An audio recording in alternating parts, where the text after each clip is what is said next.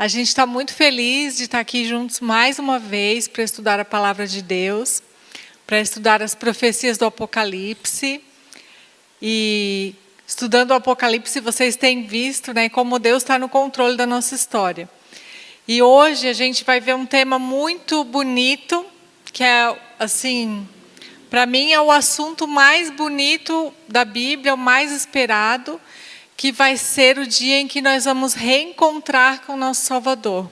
Que a gente vai poder ver Jesus e morar com Ele. Então a gente vai ver como será esse lugar que Jesus foi preparar para nós. Isso está no Apocalipse, tá? As últimas páginas da Bíblia falam sobre isso, desse nosso reencontro com Deus, desse lugar maravilhoso que Ele está preparando. E se isso não fosse verdade, se o céu não fosse verdade, se esse lugar que Jesus está preparando não fosse verdade, tudo seria em vão, né? A nossa vida aqui seria em vão. O que Jesus fez na cruz seria em vão se Ele tivesse sofrido tudo que Ele sofreu e não pudesse um dia estar com a gente de volta. Não teria nada disso teria sentido, né? A nossa vida não teria sentido. Então hoje a gente vai ver que esse lugar é real, sim, que um dia nós estaremos com o nosso Salvador, nós vamos ver Ele face a face, nós vamos tocar nele, vamos andar com Ele e vamos estar nesse lugar lindo, perfeito que Ele preparou, sem dor, sem pecado, com tudo de maravilhoso que Ele está preparando para nós, tá? Então o tema de hoje é esse, e eu convido vocês a ficarem em pé para a gente falar com Deus, pedir que o Espírito Santo nos ajude a colocar essa palavra no nosso coração, que essa palavra transforme a nossa vida. Vamos fechar os olhos agora e pensar em Jesus. Senhor, nosso Deus, nosso Pai querido, nós estamos muito gratos porque o Senhor cuidou de nós nesta semana, porque estamos aqui hoje em tão boas condições, Senhor, para estudar a Tua palavra. Esse é um privilégio tão grande, Senhor.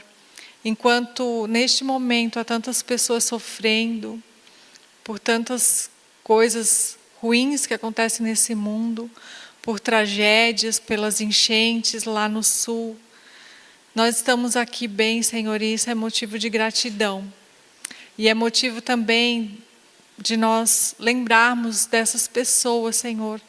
Tu conheces cada filho teu, tu sabes cada pessoa neste momento que está aflita, está com o coração apertado, está sofrendo por perder coisas materiais, mas muito mais por perder, Senhor, entes queridos.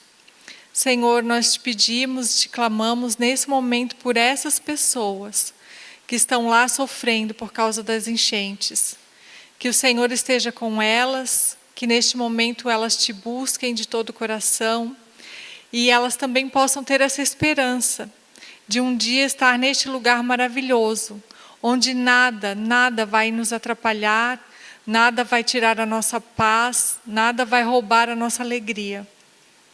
Senhor, por favor, que todos nós que estamos aqui e também os que não estão, mas que possam ter essa esperança no coração, de saber que este mundo é passageiro e que aqui nesse mundo nós teremos dor, teremos aflições, mas que em breve o Senhor vai voltar e vai enxugar todas as lágrimas e que não mais haverá essa tristeza que está acontecendo hoje. Pai querido, fica conosco neste momento aqui com o pastor Michelson, que ele seja usado por Ti, que Teu Espírito Santo fale ao nosso coração, que possamos ouvir a Tua voz, Senhor, neste momento. Nós te pedimos, em nome de Jesus. Amém.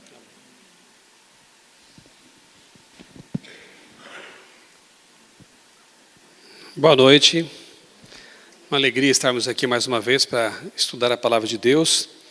Eu vou fazer aquele pedido que eu tenho feito de vez em quando, né? Quem sabe os que estão mais assim na minha extremidade, se puderem vir mais para o centro aqui para a gente enxergar todos, né? Também estendo aqui um abraço especial aos amigos que estão acompanhando a transmissão pelo canal da nossa igreja. O culto logo mais também será transmitido como de costume. Aliás, já fica aqui meu convite, porque o professor hoje vai ser o pregador também.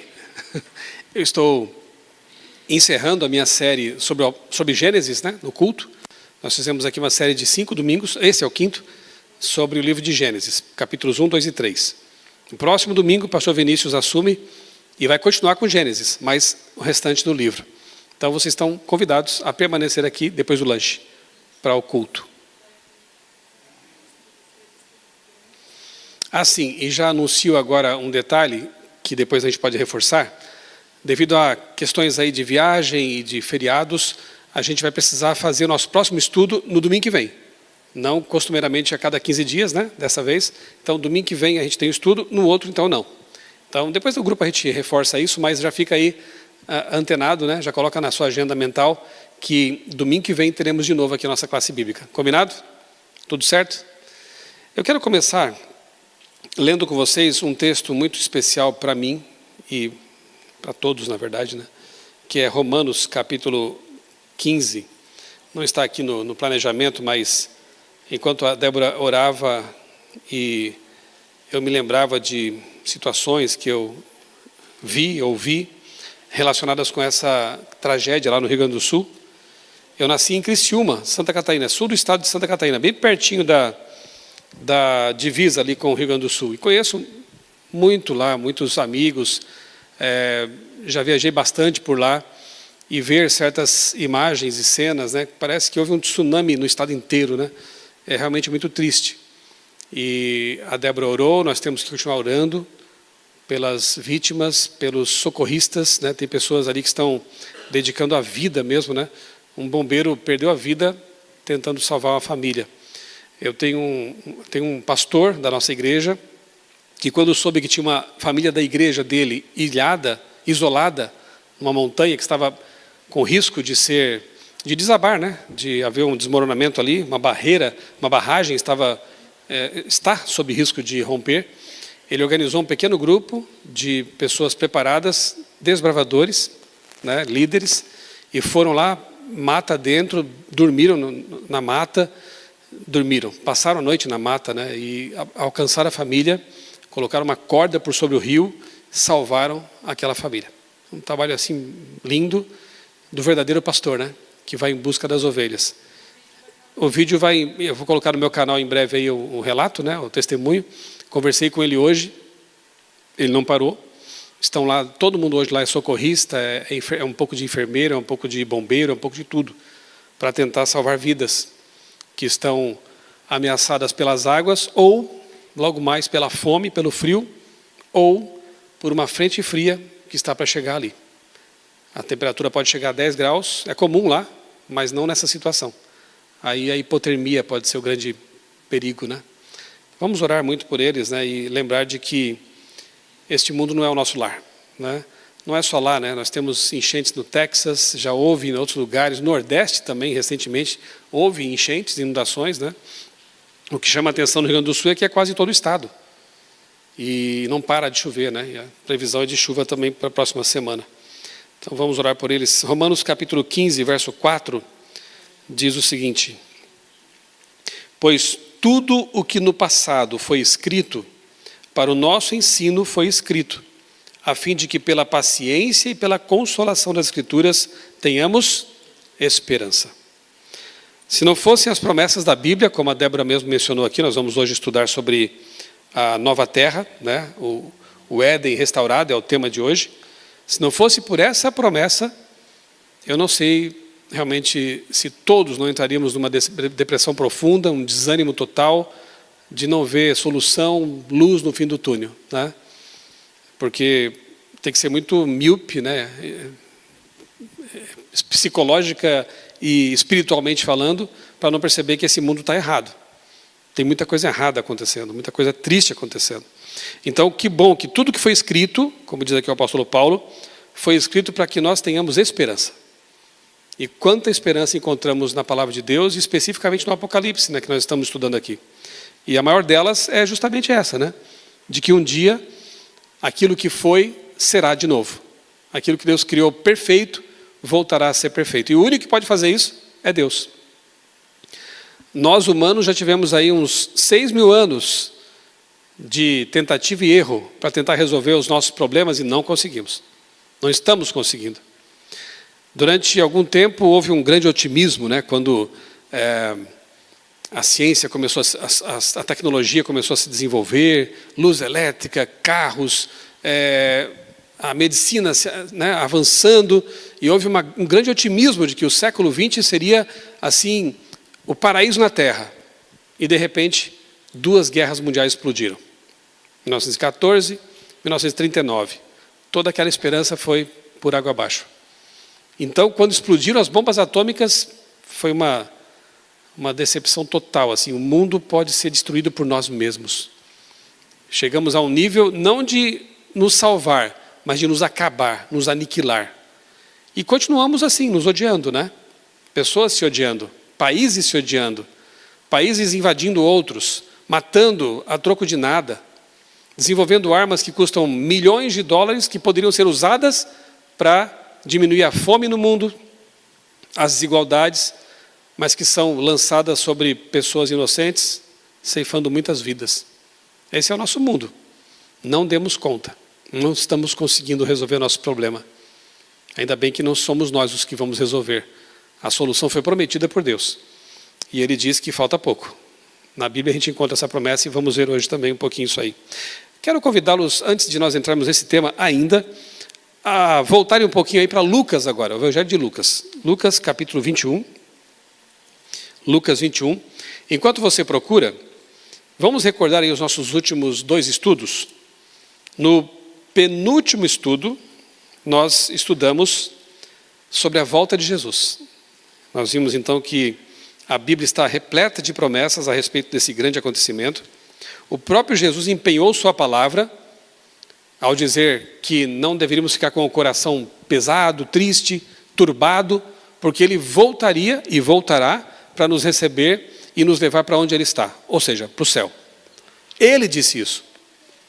E Jesus nunca mentiu. E Jesus tem credenciais, autoridade para dizer isso e cumprir. Porque tudo que Ele prometeu, Ele cumpriu. Prometeu que nasceria em Belém, nasceu na data certa. Prometeu que morreria, mas ressuscitaria, morreu na data certa, ressuscitou no 3º dia, foi para o céu e disse, eu voltarei. Ele vai deixar de cumprir essa promessa? Ele ia brincar com isso? Uma coisa tão séria? Ele prometeu voltar, não importa o tempo que passe, Ele vai voltar. E deixou sinais, como veremos aqui, nesses textos, que apontam para a brevidade desse grande dia, né? Depois, no último domingo, nós estudamos sobre o milênio. Após a volta de Jesus, que vocês lembram, será literal, visível, pessoal, Ele mesmo virá nas nuvens dos céus com poder e glória, rodeado por seus anjos. Então vai ser algo visível, algo muito claro.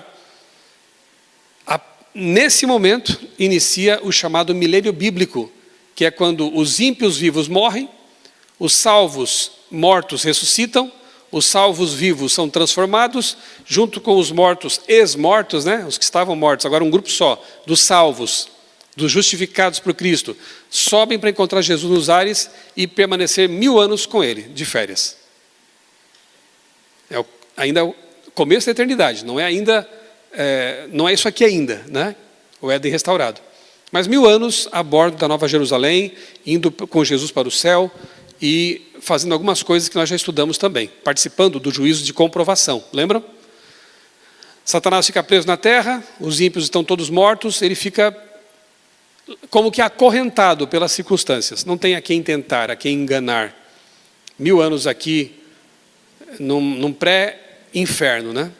Só pensando nas misérias que ele fez durante tanto tempo. Terminados os 1000 anos, aí volta a Nova Jerusalém, ela vem para a terra, com todos os salvos, com Jesus, ali os anjos, e ela pousa na terra. Lembram disso? Nesse momento, Satanás é solto por um pouco de tempo. Por quê? Porque os ímpios ressuscitam. Todos aqueles que nunca aceitaram Jesus, a salvação, rejeitaram os apelos de Deus, que foram muitos, ressuscitam. E esse exército maligno, liderado por Satanás e seus anjos, tenta tomar a santa cidade, achando que teria alguma chance. São loucos suicidas, né? E então, o relato bíblico diz que desce fogo do céu, e esse é o lago de fogo, é a segunda morte. Dali não voltam mais. É aquele fogo que disse Jesus, queima corpo, alma, espírito. E essa expressão bíblica, corpo, alma e espírito, quer dizer tudo, totalidade. Não há mais volta.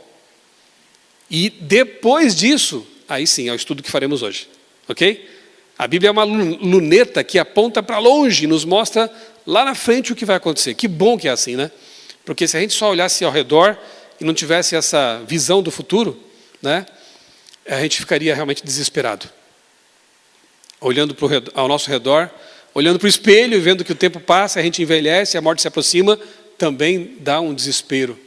Mas não é assim. Isso é muito limitado. Deus nos dá uma visão além do alcance, né?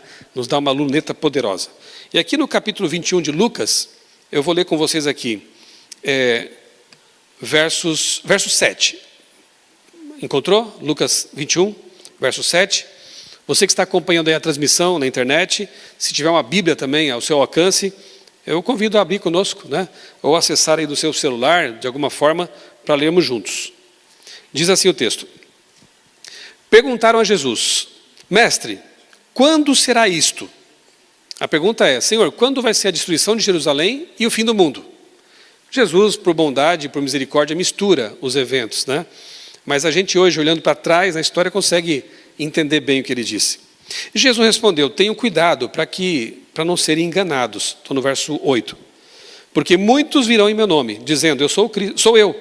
E também chegou a hora, porém não vão atrás deles. Quem está marcando data para a volta de Jesus, cai fora. Isso é falso profeta. Jesus não deixou a data da volta dele registrada. Quando vocês ouvirem falar de guerras, revoluções, não fiquem assustados, pois é necessário que primeiro aconteçam essas coisas. E tem guerra desde que o mundo é mundo, né, praticamente. Mas não é o fim ainda, veja só. O fim não será logo. Mas aí ele diz mais, nação se levantará contra nação. Aí você está vendo já guerras envolvendo países, nações, né? Tivemos 2 no século XX. E estamos tendo agora também, em nosso tempo, nações contra nações, reino contra reino. Haverá grandes terremotos. Nunca houve tantos terremotos tão intensos quanto em nosso tempo. Epidemias. Só faltou colocar aqui pandemia. Aqui é uma palavra nova, né? Não consta aqui, mas tem a palavra epidemia. Teve ou não teve recentemente? A primeira pandemia da história, gente. Envolveu o planeta. Fome em vários lugares. Tem ou não tem? Infelizmente tem. Coisas espantosas. E também sinais vindos do céu. Agora avancemos para o verso 25. 25. Haverá sinais no sol, na lua e nas estrelas. Isso já aconteceu lá, no século XIX, finalzinho do século XVIII. Sinais no sol, na lua, nas estrelas. Sobre a terra, angústia entre as nações, em perplexidade por causa do bramido do mar e das ondas. Só faltou colocar aqui também as enchentes, né? Inundações, mas as águas ameaçando. Haverá pessoas, tsunamis, né? Haverá pessoas que desmaiarão de terror pela expectativa das coisas que sobrevirão ao mundo, pois os poderes do céu serão abalados. Alguns vão desmaiar de medo, outros vão se iludir com festas. Você entende o que eu estou falando? Então verão o Filho do Homem vindo. Então, depois de tudo isso, verão o Filho do Homem vindo nas nuvens, com poder e grande glória. Ora, quando essas coisas, todas que ele menciona aqui, começarem a acontecer, levantem-se e fiquem de cabeça erguida, porque a redenção de vocês se aproxima. Amém? Tá ou não está perto? É um grande spoiler da história, realmente, né? Agora vamos para 2 Timóteo. Timóteo fica mais para frente aí, né? É uma das cartas de Paulo, uma carta que ele escreveu para o seu amigo Timóteo. Você passa ali Filipenses, Colossenses, Tessalonicenses, e então vem Timóteo. 1 Timóteo, eu quero ler 2 Timóteo. 2 Timóteo, capítulo 3, versículos 1 até o 6. Todos acharam? Se alguém tem dificuldade, é só pedir socorro que alguém vai ajudar você. O Caleb está disposto, está a postos, Micael também. Só levanta a mão que eles vão atrás de vocês aí para ajudar. Tudo certo? Todo mundo encontrou? 2 Timóteo 3.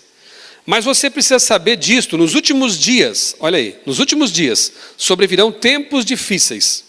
Pois os homens, os seres humanos, serão egoístas, avarentos, orgulhosos, arrogantes, blasfemadores, desobedientes aos pais, ingratos, ímpios, sem afeição natural, implacáveis, caluniadores, sem domínio de si, cruéis, inimigos do bem, traidores, atrevidos, convencidos, mais amigos dos prazeres do que amigos de Deus, tendo forma de piedade, mas negando o poder dela. Fique longe também destes.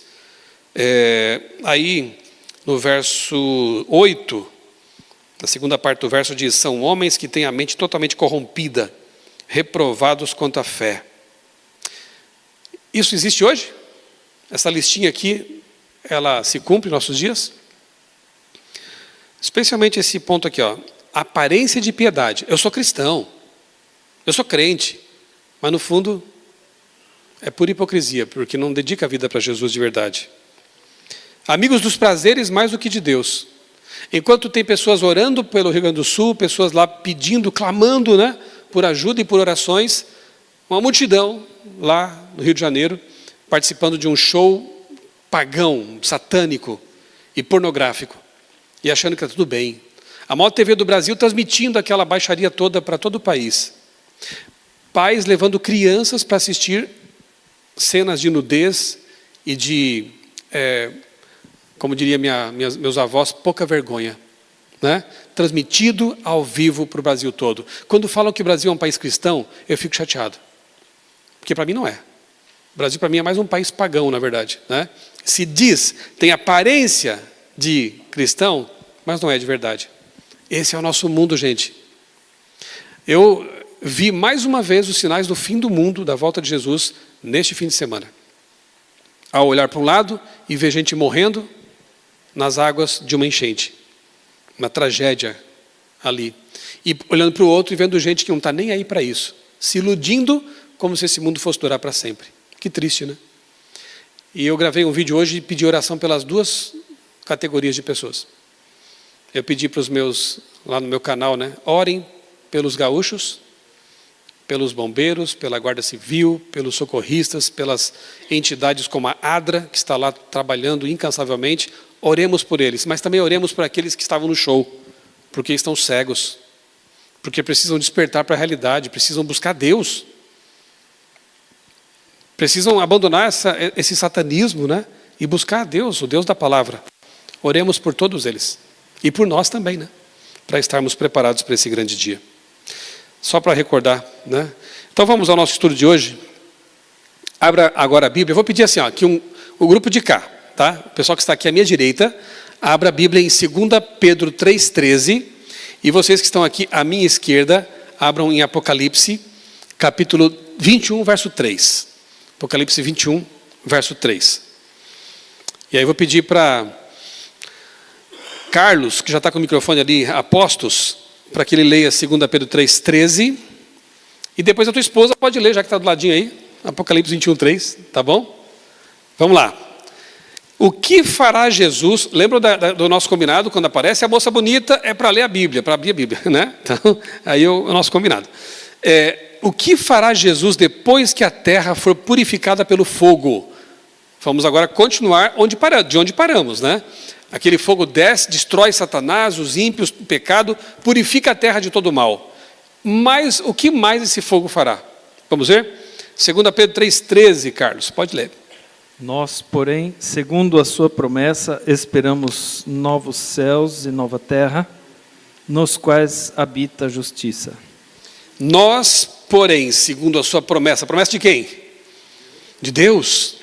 Esperamos novos céus e nova terra, nos quais habita a justiça. Por que será que Pedro enfatiza a justiça? Porque vai ter muita coisa lá. Vai ter amor, vai ter bondade, vai ter paciência, vai ter tudo de bom. Mas ele vai ter? Vai ter justiça de verdade. Não esqueça que eles estavam sendo presos pelo Império Romano, perseguidos. Hoje não está diferente, né? Hoje a injustiça toma conta de tudo. Então, a ênfase de Pedro vai ter justiça verdadeira, né? Vai ser paz, finalmente. O que mais? Apocalipse 21, verso 3. E ouvi uma grande voz do céu que dizia: Eis aqui o tabernáculo de Deus com os homens, pois com eles habitará, e eles serão o seu povo, e o mesmo Deus estará com eles, e será o seu Deus. Eu gosto tanto desse texto porque ele prova, e é João que escreveu isso, né? Eu costumo dizer, a testemunha ocular mais de primeiro grau, assim, né? João, que andou com Jesus de pertinho, ele fala: Deus habitará com eles, eles serão povos de Deus e Deus mesmo. Por que será que ele usou esse mesmo? É uma ênfase, né? Deus em pessoa estará com eles. Então, pode ter certeza que um dia você vai conhecer Deus, face a face. Está na Bíblia. Se você ler depois aí em casa o capítulo 22, fala que os salvos contemplarão a sua face. Então, nós não estaremos num céu de segunda categoria. Deus lá longe, a gente aqui sem ter acesso. Não, você vai poder contemplar o rosto do seu Criador, do Pai, do Filho e do Espírito Santo. Nós estaremos pertinho dele. Por quê? Porque o trono de Deus estará aqui na terra, na Nova Jerusalém. Portanto, a terra vai passar a ser o novo céu e a nova terra. O novo céu vai ser aqui. O céu é onde Deus habita. Se ele vai habitar na terra, a terra passa a ser o céu. Então nós vamos morar na capital do universo. Vai passar a ser o centro do universo, a terra. Que coisa linda, né? Que honra Deus vai nos conceder. Hoje somos um planeta humilhado pelo pecado, mas um dia seremos a capital do universo. Seja Deus. E moraremos com Deus, pertinho dele. Sabe o que é interessante? Lá em Isaías é dito que os salvos vão poder plantar e vão comer do fruto do que plantarem. Não pense que o céu é um local também de preguiça e ociosidade, mas o trabalho vai ser prazeroso, vai ser gostoso, como foi no Éden. Adão não tinha que plantar lá no Éden? Na terra, né? Tinha que plantar na terra? Tinha, mas era algo prazeroso, gostoso de fazer. Então, vai ser de novo assim. Os salvos plantarão e colherão os seus frutos. Vão construir casas para nelas morar. Tem muito pedreiro que constrói casa, mas não mora nessas casas que eles fazem. Nem teriam condições, talvez. Mas, lá no céu você vai projetar a sua casa dos sonhos, vai poder fazer, vai ter tempo de sobra, vai ter material nobre para fazer isso, né? Vai fazer a casa dos seus sonhos, na beira do rio, na montanha que nunca vai deslizar, com segurança, né? E aí o que acontece? Você vai ter uma casa de campo, uma casa na beira do rio, onde você quiser colocar, e vai ter o seu apartamento na Nova Jerusalém, porque Jesus disse: eu farei moradas para vocês. Então você tem um apartamento seu lá na Nova Jerusalém. Você está lá na sua casa, que saudade de ficar mais pertinho de Deus, eu vou passar uma semana no meu apartamento. Aí você vai para lá, fica um tempo lá mais pertinho do trono de Deus, né? A gente está imaginando isso assim, sonhando, né? Mas é mais ou menos por aí. Nós vamos viver com Deus para sempre. Parece um sonho, né? Mas na verdade nós estamos no pesadelo. A gente vai acordar para a realidade, que não é um sonho, é real. Será um lar de paz, alegria para sempre. A morte, o pranto, a dor não mais existirão. Como diz Apocalipse 21, Deus enxugará dos olhos toda lágrima, e não haverá mais morte, nem pranto, nada de ruim que neste mundo aqui havia. O Apocalipse, como eu disse, não é um livro para botar medo em ninguém, né? Repito, é um livro que não doura a pílula, não engana ninguém. Ele mostra o que vai acontecer. Haverá pragas? Haverá. Haverá bestas perseguindo o povo de Deus? Haverá. Haverá destruição? Haverá. Mas ele também traz promessas para aqueles que forem fiéis. É um livro carregado de promessas, pontuado de esperança também. É um livro realista, né? Vai ser difícil, como é que se diz? Vai ficar pior, não, vai piorar bastante antes de melhorar para sempre. É isso, né? E ele mostra isso para nós. Quais são as promessas que vêm no Apocalipse? Lembram? Apocalipse 22, 12 diz: eis que venho sem demora, e comigo está o galardão é recompensa, né? O galardão que tenho para retribuir a cada um segundo as suas obras. Se Jesus vem para dar a recompensa pelo que nós fizemos, somos salvos pela graça, mas julgados pelas obras, isso quer dizer que houve um juízo anterior para os salvos, concordam comigo? É o que nós chamamos de juízo pré-advento, simples assim. Alguns acham que isso não é bíblico, está aqui, é o juízo investigativo. Os salvos são julgados antes da volta de Jesus. Isso só pode ser óbvio isso, né? Porque como que Jesus vem trazer o galardão, e aí ele chega aqui com a lista, né? Fulano de tal, esse aqui está no inferno. Vem cá, deixa eu conferir aqui. É inferno mesmo, volta para lá. Ciclano, esse está no céu já. Vem cá. O teu galardão é o céu mesmo, volta para o céu. Não faz sentido. Os mortos, como veremos mais adiante, com mais calma, os mortos estão inconscientes, aguardando a ressurreição. O caso deles já foi decidido. E os salvos, mortos, ou que estiverem vivos até um pouquinho antes da volta de Jesus, também terão seus casos decididos. E a partir dali, pronto, está decidido. Então o galardão é dado na volta de Jesus, não antes nem depois. Está claro isso? A recompensa. Qual é a recompensa? Vida eterna ou, infelizmente, para aqueles que não quiserem, a morte eterna. O que mais? Abra agora em Apocalipse 2, verso 7. Que símbolo de vida eterna será permitido aos vencedores comerem? Olha que interessante.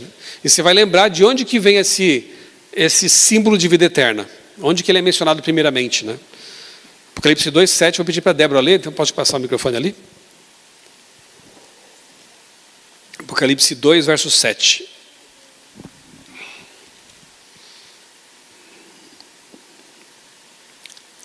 Quem tem ouvidos, ouça o que o Espírito diz às igrejas.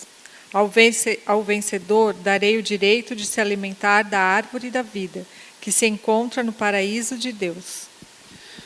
Onde aparece pela primeira vez essa tal árvore da vida? No Éden. Lá no Gênesis capítulo 1, né? E no capítulo 2, lá no comecinho da Bíblia. Na verdade, ela aparece 3 vezes no começo da Bíblia e 3 vezes no final da Bíblia. Que interessante, né? É como Deus dizendo assim: filhos, aquilo que vocês perderam vai ser de vocês novamente. Vida eterna. Quando os seres humanos comiam esse fruto, a vida deles era estendida. Então, ao comer esse fruto na nova terra, a nossa vida também vai ser estendida indefinidamente. Nós vamos participar desse fruto de mês em mês, como diz o Apocalipse. Ou seja, nossa vida vai ser preservada, nossa dependência de Deus nunca deixará de existir, porque nós não temos vida em nós mesmos. Isso é uma mentira satânica, você não vai morrer. Não, a gente morre, a gente é imortal. E mesmo depois da volta de Jesus, nós continuaremos dependentes da fonte de vida. Só Deus é vida. Então a nossa conexão com Deus vai ser eterna. Vamos existir para sempre por causa dele. Ele é o nosso Pai, é o nosso Criador, é a fonte de vida. Então esse fruto, ele representa essa dependência de Deus. Você vai precisar comer desse fruto para manter sua vida eterna com Deus, né? Que bom que essa promessa existe, né? 3 vezes nós temos a menção do fruto da árvore da vida lá no Gênesis, e 3 vezes temos a menção no finalzinho do Apocalipse a essa árvore também. Que bênção. Agora, redimidos, os seres humanos terão a vida eterna na nova terra, no paraíso restaurado. Viver eternamente aqui não seria bom. Já conversei com muitas pessoas bastante idosas, algumas à beira da morte. A gente, como pastor, tem que, muitas vezes, né, fazer a unção, visitar pessoas, conversar. E muitas situações assim, no hospital, numa situação já crítica, né? E interessante, né?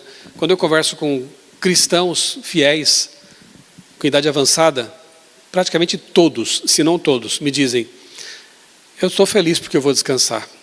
Eu já não aguentava mais esse mundo, já vi coisas demais, e eu prefiro descansar para ver meu Senhor Jesus quando Ele voltar. E é uma realidade, né? Porque eu até entendo que Deus permitiu que a vida humana fosse encurtada bastante, porque, veja, Adão viveu 930 anos, Matusalém viveu mais do que Adão até. Depois foi decaindo, né? Aí vem Abraão, viveu 175 anos, Noé viveu ali 500 e tantos anos, 600? 600, né? Então, vejam, foi decaindo. Após o dilúvio, então, foi uma caída drástica assim, né, da expectativa de vida. E quer saber? Eu não gostaria de viver 300 anos nesse mundo. Não. É muita coisa triste, né, para se ver. Numa vida de 80 anos, a gente já vê tanta coisa triste. Deus, Ele permitiu que a vida humana fosse encurtada por misericórdia. Você tem o tempo suficiente para viver, crescer, talvez estabelecer uma família ou não, tomar a decisão mais importante, que é servir Jesus, aceitá-lo como Salvador, e depois descansar, para depois ter uma vida eterna. Aí sim, aí eu quero viver para sempre, no mundo de paz. Então Deus não quer realmente que você, Deus não desejaria isso para ninguém, viver para sempre nesse mundo terrível. Muito bem, a promessa que temos então é de vida eterna noutra vida, não nesta. Como Deus revela a sua compreensão e ternura, lá em Apocalipse 2:24 diz: digo todavia a vós outros, outra carga não jogarei sobre vós. Ele limita o peso das provas que nós podemos suportar. Se você está passando por uma prova, peça essa promessa para Deus: Senhor, eu sei que se tu estás comigo eu posso suportar isso. E Deus não vai permitir que prova maior que você possa suportar se abata sobre você, né? Seja jogada sobre você. Então, outra carga não porei sobre vocês. João, quando vê Jesus, desmaia. Porém, Apocalipse 1:17, ele pôs sobre mim a sua mão direita, dizendo: não tenha medo, não temas, eu sou o primeiro e o último. Jesus também diz isso para nós hoje, né? Não tenha medo. Situações difíceis acontecendo no mundo, complicadas, mas não tenha medo. Eu sou Deus, primeiro e último. Eu tenho as rédeas do mundo nas minhas mãos. E se eu morrer, não tenha medo. Eu sou a ressurreição e a vida. E se eu tiver uma doença terminal, não tenha medo. Vários servos de Deus do passado também tiveram, na Bíblia também, servos de Deus ficaram doentes, mas Deus estava com eles também. Então não tenha medo de nada. Lembre-se de João, desmaiou ao ver a glória de Deus, ele põe a mão dele: não tenha medo, filho, eu estou com você. Eu sou o primeiro e último, eu sou Deus, o Criador. Apocalipse 3:10, porque guardaste a palavra da minha perseverança, também eu te guardarei da hora da provação que há de vir sobre o mundo todo. Olha que promessa linda, né? Eu vou te guardar da hora da provação que vier sobre o mundo. Abra agora a sua Bíblia em Apocalipse 22:17, o último capítulo da Bíblia, né? Que promessa demonstra que a salvação é gratuita e que é recebida pela fé em Jesus. Vou pedir que Micael leia essa passagem para nós então. Apocalipse 22:17. No microfone. Que promessa demonstra que a salvação é gratuita e que é recebida pela fé em Jesus. Olha o que diz aí o texto.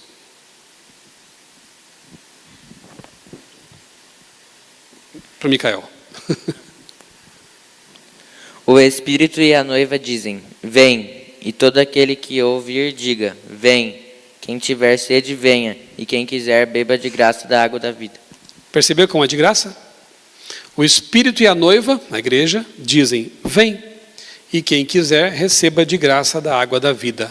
Jesus é a água da vida, né? Ele que oferece esse refrigério, esse frescor espiritual, e mais do que isso, vida. Sem água não há vida, né? Vocês querem receber essa água de graça? Eu quero. Jesus é a água da vida, né? E aí Romanos 3:24-25 diz assim: sendo justificados gratuitamente por sua graça, mediante a redenção que há em Cristo Jesus. Sempre será gratuitamente. Graça é grátis. Então a salvação você não pode comprar. Você não pode fazer nada para ser salvo, a não ser aceitar o que Jesus já fez. Depois vem uma vida de santidade com Jesus, né? Mas o primeiro passo para você ser salvo é aceitar Jesus como seu Salvador.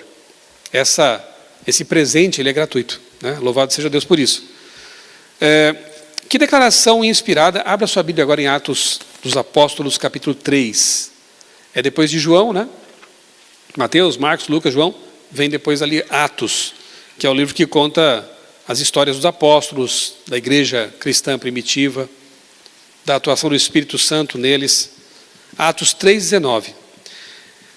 Que declaração inspirada por Deus demonstra que o arrependimento e a fé devem ser acompanhados de uma mudança de vida. Aí sim, o passo seguinte é a salvação. Aceitei Jesus, fui perdoado, fui justificado. Qual o passo seguinte? Vamos ver? Atos 3:19, a Débora pode ler de novo esse texto aí para nós? Já está com o microfone ali?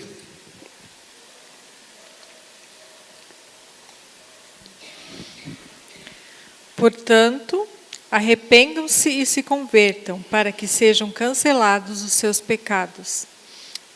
O que temos que fazer então? Nos arrepender dos nossos pecados e depois passar pela experiência da conversão, que na verdade está acontecendo no processo ali, né? Conversão, converter-se. O que é conversão? Você já pensou nesse conceito? O que significa ser convertido? Você é convertido? Você já se converteu? Vamos ver qual o significado disso? Primeiro, arrependimento. Arrependimento, talvez a melhor definição é tristeza pelo pecado. Quando eu me torno consciente do que eu fiz, eu me entristeço. Senhor, eu não queria. Por que eu fiz isso? O ímpio é aquele que não está nem aí para o que ele fez. Ele vive uma vida de pecado e não se arrepende disso. Ele não fica triste por isso, ele acha que está tudo certo. E vive no mal. Aquele que é tocado pelo Espírito Santo, ele se entristece quando tem consciência do que fez. Eu pequei. Eu ofendi o meu Senhor. Mas não fique só na tristeza agora. Você tem que buscar a Deus pedindo perdão do pecado e ter a certeza de que você será perdoado. E que é uma coisa boa de saber, se você ficou triste, é porque isso já é uma evidência de que o Espírito Santo está atuando no seu coração. Já é o primeiro passo para o arrependimento e para a conversão. Porque se você não ficasse triste por causa de um pecado, isso é perigoso. Você está com o coração endurecido, com a consciência bloqueada, talvez, por alguma coisa, né, por uma vida acostumada com o pecado. Mas se você ficou triste, louvado seja Deus. Isso mostra que você é sensível ao Espírito Santo. Então peça perdão. E se você pedir perdão, Deus, Ele promete perdoar. Né? Ele perdoa. E aí o que é conversão? O conceito de conversão, lá nos bravadores, por exemplo, conversão pela esquerda. O que faz quando diz isso? Conversão pela esquerda. Meia volta e pega um caminho oposto. Conversão pela direita. Você vira para cá e toma um caminho oposto. Isso é conversão. Eu estava indo para esse rumo, o rumo do pecado, o rumo do erro, o rumo da mentira. Eu não quero mais saber disso. Senhor, me ajuda. Eu quero mudar de vida. Você vai tomar o outro rumo. Isso é conversão. É converter-se. Ok? Porque não adianta você aceitar Jesus e continuar no mesmo caminho. Por que eu coloquei ali naquela imagem anterior, aquela cena em que aquela mulher que é surpreendida em adultério é levada perante Jesus para ser condenada ou perdoada e eles acusarem Jesus de negligente? Era uma cilada, porque ninguém adultera sozinho. Onde estava o homem que tinha adulterado com ela? Foi uma cilada. Quiseram armar uma armadilha para Jesus. E você conhece a história. Jesus começa a escrever no pó da escadaria do templo os pecados daqueles que estavam querendo apedrejar a mulher. Pensa que cena. E aí, quando eles veem aquilo, obviamente que eles percebem, eu sou tão pecador quanto ela. Ela adulterou, mas eu sou mentiroso. Ela adulterou, mas eu sou um assassino. Ela, percebeu? E Jesus ali, sem dizer palavras, só escrevendo. E aí eles começam a largar as pedras e vão embora. A mulher se vê sozinha, só com Jesus. E aí, Jesus pergunta, cadê os seus condenadores? Senhor, não tem mais ninguém. Eu também não te condeno. E o texto para aí? Não. Eu te perdoo, filha. Agora, vá e não peques mais. Salvação e conversão. Percebeu? Você está perdoada. O que você fez está apagado. Eu sou Deus, eu posso fazer isso, né? Ele podia perdoar. Você está perdoada. Ai, que bom, então eu volto para a minha vida. Não, peraí. Agora você não vá mais por esse caminho de adultério. Não cometa mais esse pecado. Isso é conversão. Pelo poder que vem do mesmo Deus que justificou, a santificação, ela ocorre. Andando de mão dada com Jesus, você pode ser uma pessoa pura no mundo impuro. Você pode ser uma pessoa santa no mundo ímpio. Percebeu? Só com Jesus. O mesmo Jesus que te libertou do pecado vai te dar poder para viver uma vida de santidade. Esse é o Evangelho. E só irão para o céu aqueles que viverem assim com Jesus. Como é que eu posso ir com Jesus para o céu um dia, se eu não vivo com Jesus aqui na terra? O céu não vai ser tão legal assim para quem não quis ser transformado por Jesus, percebe? Né? Então é isso. Conversão, não esqueça. Meia volta. Você está indo para outro rumo, né? Esse é o sentido. Apocalipse 2, de novo agora. Apocalipse 2, versos 10 e 11. Apocalipse 2, 10 e 11. Que promessas demonstram que nosso Senhor Jesus quer que os redimidos sejam fiéis? Olha que texto bonito. Débora, Apocalipse 2, 10 e 11. Não tenha medo das coisas que você vai sofrer.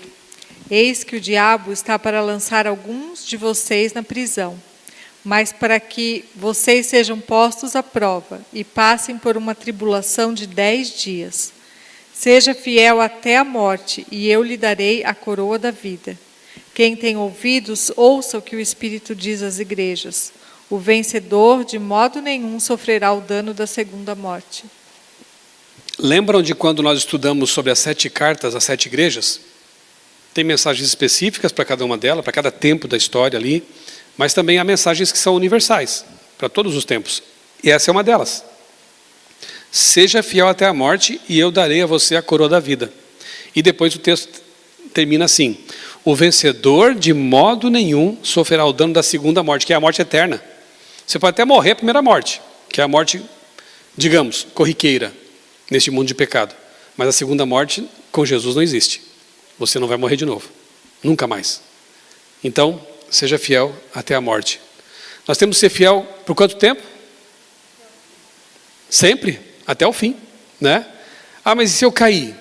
Se eu me converti, mas eu pequei? Volta para Jesus. Tem um texto lá de 1 João que ele fala assim, é tão bonito, né? Filhinhos, estas coisas vos escrevo para que não pequeis. Mas se pecardes, temos um advogado no céu. Deus não quer que a gente peque, porque o pecado nos machuca. Mas se nós pecarmos, nós temos um advogado. Então corra para Jesus. Tem gente que alimenta um pensamento que é diabólico, infelizmente, né, que é o seguinte: eu não sou digno de ir lá no estudo bíblico porque eu cometi um pecado muito feio. Ah, hoje eu não posso ir à igreja porque eu pequei, eu estou impuro. Eu não posso nem pegar na Bíblia porque eu cometi um pecado. É nesse momento, exatamente nesse momento, que você tem que vir à igreja. Que você tem que vir para a classe bíblica, você tem que pegar a Bíblia e ler. E orar a Deus. O diabo, ele leva a gente ao pecado e depois diz que nós somos indignos de ir para Jesus. Não caia nessa armadilha. Se você... ou achar que Deus está bravo com a gente e Deus não perdoa porque Ele é um Deus justo, irado. Pensa em Jesus, como Ele tratou os pecadores. Os salvos não precisam de médico. Quem precisa são os doentes. E Jesus disse, eu vim para os doentes. Né? Então não esqueça, a comparação que a gente faz da igreja é com um hospital. E eu gosto dela. Isso aqui não é um museu de santos, de cera, boneco de cera. A igreja é um hospital para doentes pelo pecado. Então você vem para ser curado. Não pela igreja, mas pelo Deus da igreja, por Jesus. Certo? Nunca esqueça disso. Se você, por pensamento ou palavras ou atos, em algum momento você soltou a mão de Jesus e afundou como Pedro no mar, clame, Senhor, salva-me. Ele vai estender a mão e vai trazer você de volta para cima. Ok? Não desanime, hein? Seja fiel até a morte. E ser fiel até a morte não é ser uma pessoa impecável. É ser fiel, é querer andar com Jesus, é viver com Deus, né? Ainda que caia. Seja fiel até a morte e você vai receber a coroa da vida. Vamos adiante aqui. Acho que o controle deu uma travadinha. Só clicar lá no teclado para mim.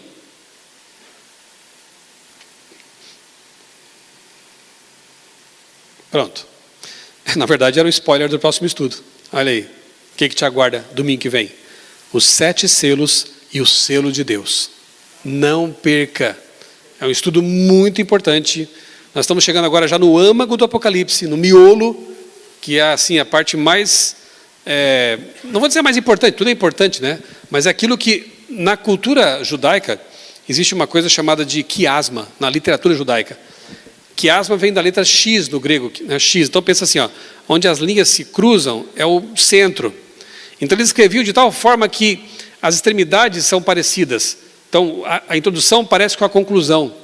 A segunda parte com a penúltima parte. A terceira com a antepenúltima. E vai chegando no miolo. Quando chega no miolo, é a parte mais importante. Nossa cultura é um pouco diferente. A gente escreve um texto com começo, meio e fim. Né? Eles muitas vezes usavam essa estrutura de quiasma para destacar o centro. E nós vamos chegar nesse momento aqui, Apocalipse, vamos chegar ainda, né? Apocalipse 12, 13, 14, o miolo do Apocalipse, a parte que é o cerne, digamos assim. Sábado, domingo que vem, nós teremos um estudo aqui muito importante e você não pode perder. Anota na agenda aí, tá bom? Domingo que vem, 18 horas. Esse estudo de hoje foi gravado, então ele estará à disposição de vocês em breve lá no nosso grupo e também para todos que queiram usar esse conteúdo, espalhar para onde quiserem, né? Deus nos abençoe todos. Amigos, antes de irmos para o nosso lanche costumeiro, há alguma pergunta? Alguma observação, algum comentário a respeito do tema de hoje, de preferência? Caso não, a gente pode fazer oração e já orar pelos alimentos também. Mas eu gostaria de ouvir vocês, caso alguém queira comentar alguma coisa sobre o tema da nova terra. Passa o microfone aqui, por favor. Ali.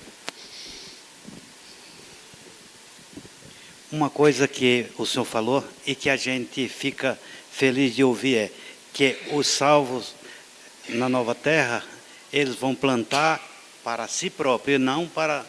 Cada um vai fazer a sua parte. Sim. Isso é confortável e que nos traz esperança e uma alegria indizível. E também é uma questão anti-injustiça, né? Porque, pensem, pessoas que muitas vezes plantavam e eram saqueados, né? Ou ficavam com muito pouco daquilo que produziam. Como eu disse, né? Construíam casa, mas não podiam morar nelas. Então lá Deus diz, olha, vai ser seu. Né? Você pode até dar para o vizinho um pouco, mas aquilo que você plantou, aquilo que você construiu, você vai desfrutar. Né? Então, é bonito realmente saber disso. Gostei dessa ideia de ter um apartamento na Cidade Santa e uma casa de campo que eu mesma vou construir. É bom? Na verdade, quando você lê ali as promessas sobre a nova terra, você vê que a Bíblia não fala muito como vai ser, mas o que não vai ter. Porque se Deus fosse descrever as coisas que nós não vimos, ouvidos não ouviram, olhos não viram, como que a gente entenderia? Né? Própria descrição do material da Cidade Santa. É dito que ele é ouro fino e transparente como vidro. Você já viu isso na terra alguma vez? Ouro com tal grau de pureza que chega a ser transparente como vidro. Não temos noção do que é isso, mas está escrito isso. Então, Deus, para que a gente pudesse compreender um pouco melhor, ele diz o que não vai ter. Não vai ter doença, não vai ter morte, não vai ter choro, não vai ter... O resto, o resto não, né? O muito que haverá, aguarde. Você vai saber como será. E vai ser maravilhoso. Lá atrás, o microfone pode ir rapidinho ali. Esse é o momento da nossa interação aqui, né?